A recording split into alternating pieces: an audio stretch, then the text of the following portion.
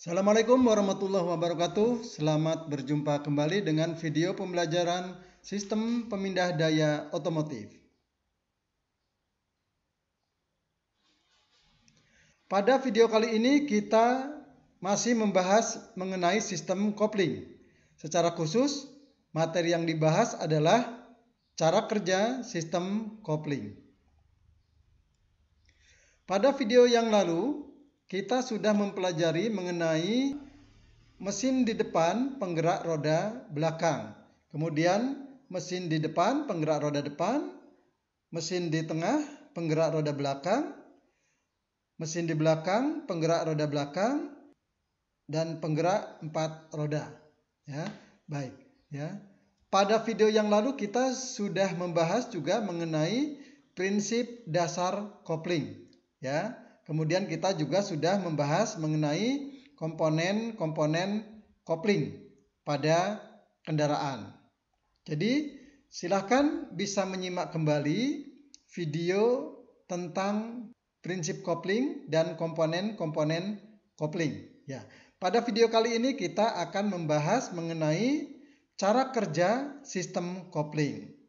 Ya, pada video yang lalu juga sudah dibahas bahwa fungsi kopling pada kendaraan itu adalah untuk memutus dan menghubungkan tenaga atau putaran dari mesin ke roda-roda belakang.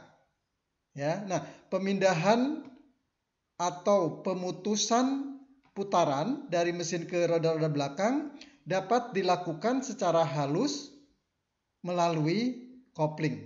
Nah, sekarang bagaimana kerja kopling tersebut sehingga dia bisa memutuskan dan menghubungkan putaran mesin ya ke roda-roda belakang. Baik. Jadi penjelasannya adalah sebagai berikut. Nah, kita mereview sedikit mengenai beberapa komponen yang terlibat pada sistem pemindah daya. Ya, yang pertama ini engine. Ya, engine ini sebagai sumber tenaga, jadi bukan pemindah daya.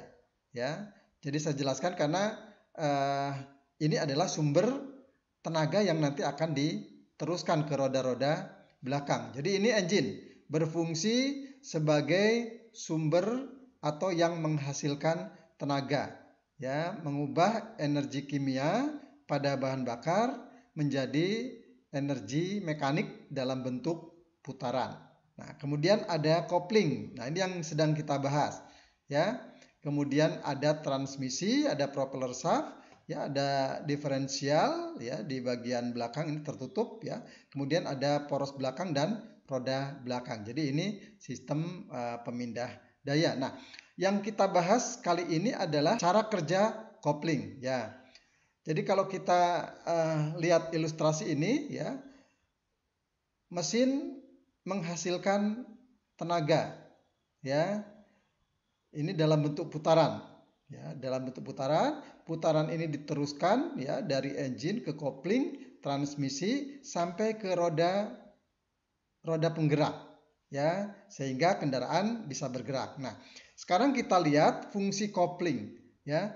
Nah, kopling itu ada komponen yang kita sebut pedal kopling, ya, sudah kita bahas pada video sebelumnya bahwa pedal kopling ini berfungsi untuk meneruskan tenaga dari injakan pengemudi ke sistem kopling, ya, terutama ke sistem hidrolis, ya, ini yang menggunakan hidrolis. Jadi tenaga dari pengemudi ini akan diteruskan dan diubah menjadi tekanan hidrolik, ya. Kemudian tekanan hidrolik itu akan menggerakkan rilis silinder, ya, pada kopling. Nah, sekarang kita perhatikan, ya. Pada saat pedal tidak diinjak, ya, atau pada saat pedal dilepas, maka putaran mesin akan diteruskan melalui kopling, ya, kemudian ke transmisi, ya, propeller shaft, dan ke roda belakang. Nah, sekarang kalau kopling diinjak, ya, kita coba. Jika pedal kopling diinjak, ya, maka putaran mesin tidak dapat diteruskan ke transmisi, ya, sampai ke roda belakang. Nah, jadi tidak bisa disalurkan. Ya, mengapa? Karena diputus oleh kopling.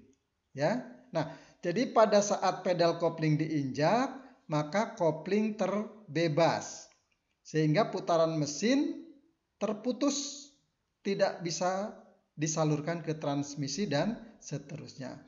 Jika pedal kopling dilepas kembali, ya, nah, putaran mesin akan kembali diteruskan ke transmisi sampai ke roda melalui kopling. Jadi pada saat pedal kopling dilepas, maka kopling dapat meneruskan putaran dari mesin ke roda-roda belakang.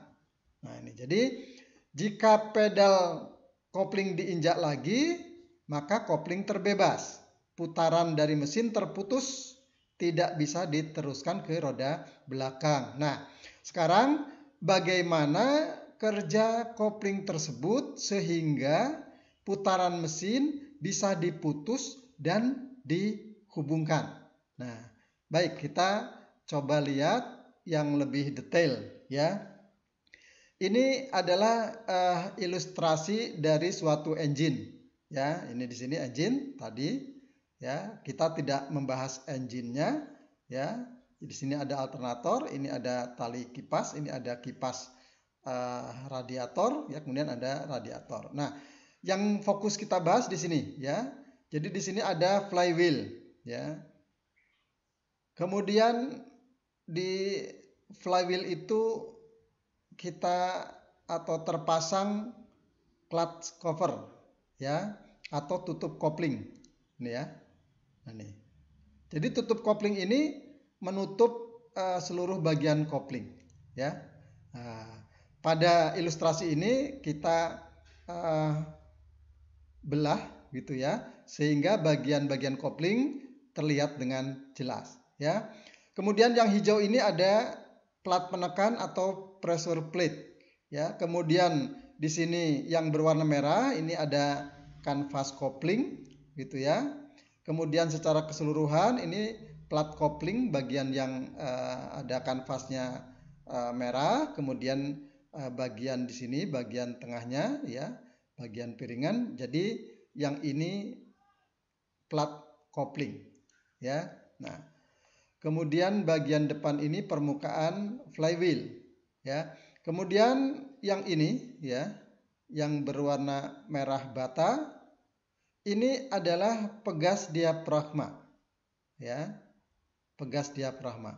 Kemudian yang berwarna hijau ini adalah release bearing ya, atau bantalan pembebas ya. Kemudian di sini ada release lever atau tuas pembebas. Di sini ada release cylinder ya, silinder pembebas, di dalamnya ada piston. Kemudian di sini ada pipa hidrolik ya. Kemudian di sini master cylinder. Di dalam master cylinder juga ada piston ya, yang terhubung dengan tuas, yang terhubung juga dengan pedal kopling.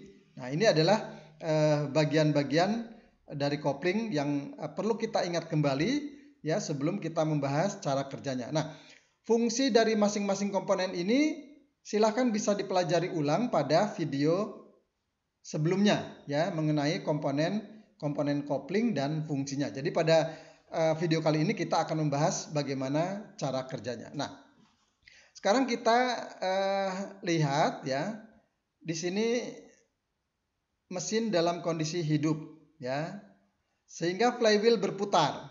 Ya, ini yang berwarna biru ini flywheel berputar ya.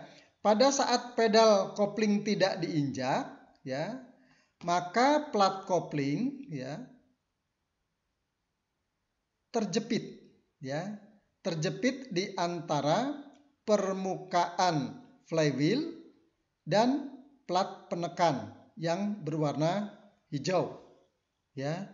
Jadi plat penekan ini bisa menekan karena di sini ada pegas diafragma ya. Jadi pegas diafragma ini menekan plat penekan ini ya, sehingga plat koplingnya terjepit.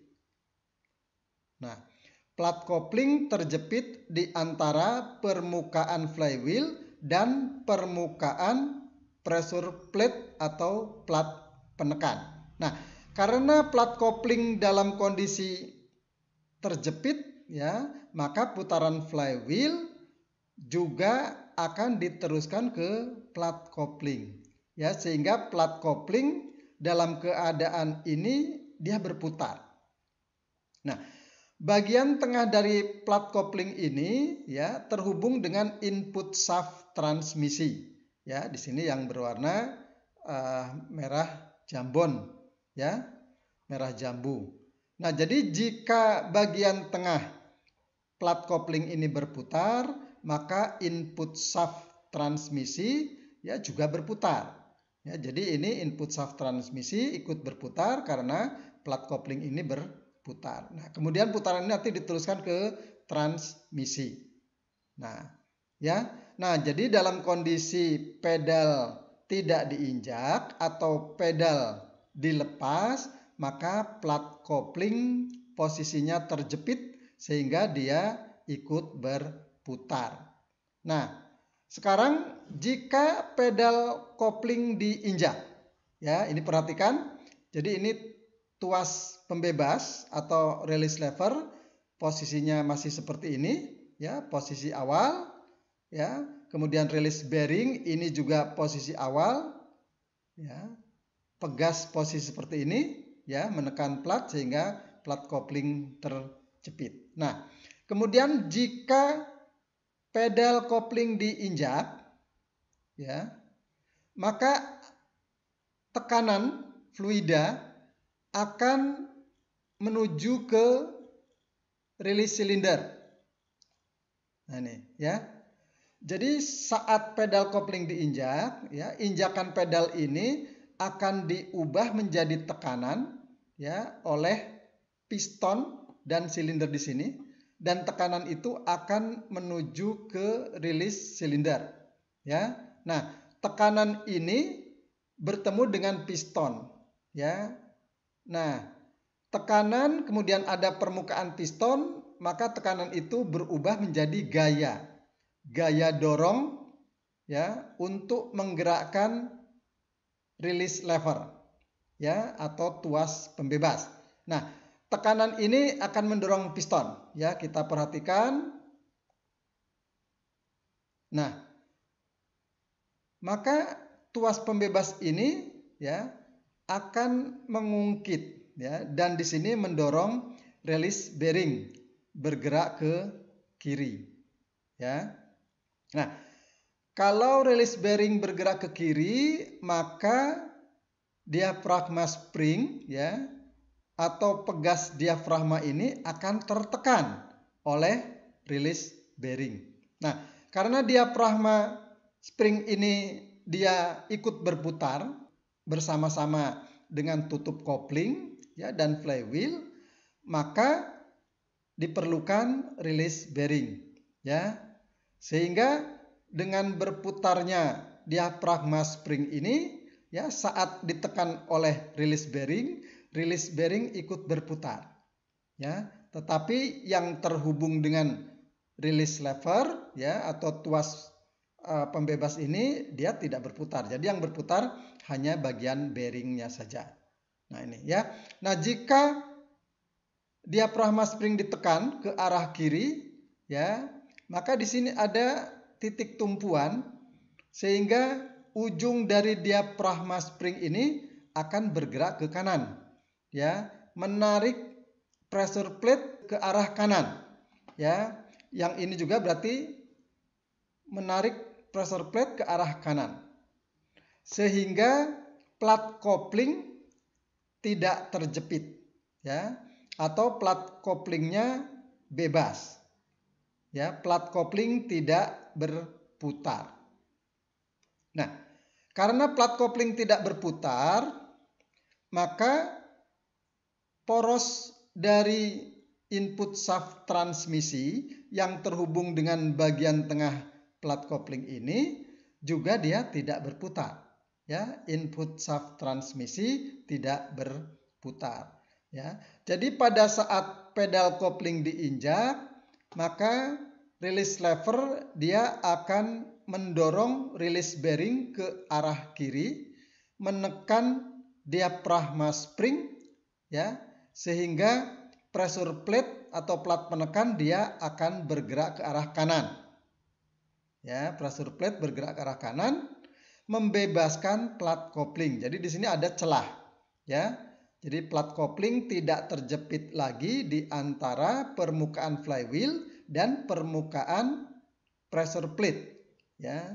Plat kopling terbebas atau plat kopling tidak berputar, ya. Pada saat yang bersamaan input shaft transmisi juga tidak berputar, ya. Nah, sekarang kita coba koplingnya dilepas lagi, ya. Pedal koplingnya dilepas, ya. Kita perhatikan. Nah, pada saat pedal kopling dilepas, ya, maka tekanan di dalam release cylinder juga akan turun, ya, sehingga release lever akan kembali ke posisi semula. Nah, oleh karena itu maka release bearing juga akan kembali ke posisi semula, tidak lagi menekan diafragma spring, ya. Karena diafragma spring tidak ada tekanan dari release bearing, maka diafragma spring akan kembali menekan pressure plate, ya, akan menekan plat penekan ini yang berwarna hijau. Apa akibatnya? Maka plat kopling akan terjepit lagi, ya. Plat kopling akan terjepit lagi sehingga plat koplingnya berputar. Ini berputar, ya. Maka input shaft transmisi juga berputar, ya. Sekarang kita coba untuk menekan lagi plat kopling, ya. Nah, jika plat kopling mulai diinjak, maka tekanan minyak akan disalurkan, ya, dari master cylinder ke release cylinder, ya, sehingga piston akan bergerak mendorong release lever. Nah, ya, maka release bearing kembali menekan diafragma spring sehingga pressure plate ini akan tertarik, ya, kopling terbebas lagi, ya. Maka kalau kopling terbebas, input shaft transmisi tidak berputar, ya. Artinya putaran dari mesin tidak disalurkan ke roda-roda kendaraan, ya. Jadi ini adalah cara kerja dari kopling. Nah, ini adalah kopling dengan penggerak hidrolik, ya. Jadi kopling model hidrolik, ya. Nah, sekarang kita perhatikan lagi pada saat kopling dilepas, ya. Ya, kopling terjepit lagi, maka input shaft transmisi berputar, ya. Putaran engine diteruskan ke transmisi dan seterusnya sehingga kendaraan bisa bergerak, ya. Jika pedal kopling diinjak lagi, maka koplingnya terbebas, input shaft transmisi tidak berputar, ya. Jadi silakan bisa diperhatikan dengan seksama, ya. Kapan pada saat plat kopling terjepit, ya, apa yang terjadi? Kapan plat kopling terbebas, apa yang terjadi, ya. Jadi bisa disimpulkan, ya. Oke, jadi silakan bisa dijawab pertanyaan ini, ya. Apa yang terjadi jika pedal kopling tidak diinjak? Ya, silakan didiskusikan dengan teman-temannya, ya. Pertanyaan berikutnya, apa yang terjadi jika pedal kopling diinjak? Ya, silakan diperhatikan animasi ini dan diskusikan dengan teman-teman Anda, kemudian buat simpulannya, ya. Nah, bisa diperhatikan.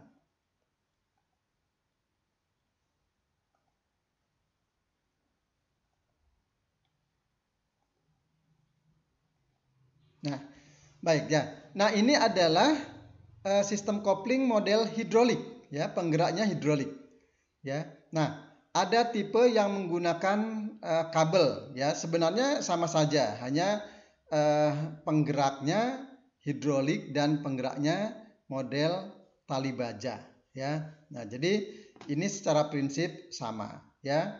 Nah, jadi pedal ini ya digunakan untuk menerima tenaga injakan dari pengemudi ya. Kemudian nanti tenaga injakan itu nanti akan diubah menjadi di sini tarikan. Jadi kawat baja ya ini ditarik oleh bagian ujung pedal.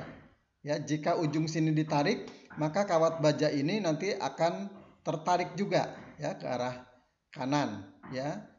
Sehingga nanti release levernya ini juga akan menggerakkan release bearing seperti yang tadi dijelaskan. Kita coba ya, sekarang kita coba pedal koplingnya diinjak ya.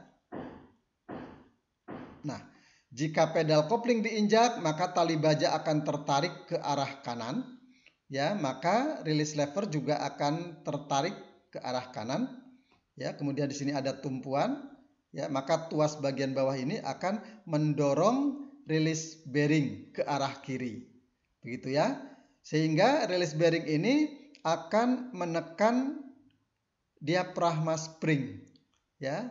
Diafragma spring ini bagian ujungnya akan menarik pressure plate yang berwarna hijau ya ke arah kanan, sehingga plat koplingnya terbebas ya.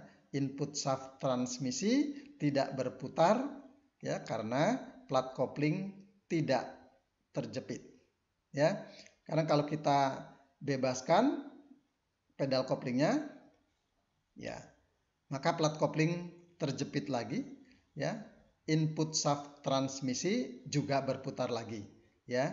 Roda-roda kendaraan bisa berputar dan kendaraan bisa bergerak ya. Kalau kita injak ya, maka plat kopling bebas lagi, input shaft transmisi tidak berputar lagi ya. Begitu seterusnya, kopling diinjak dan kopling dilepas menyebabkan putaran mesin bisa terbebas dan terhubung secara lembut ya, sehingga kendaraan akan berjalan atau perpindahan gigi-gigi transmisi akan terjadi secara halus ya.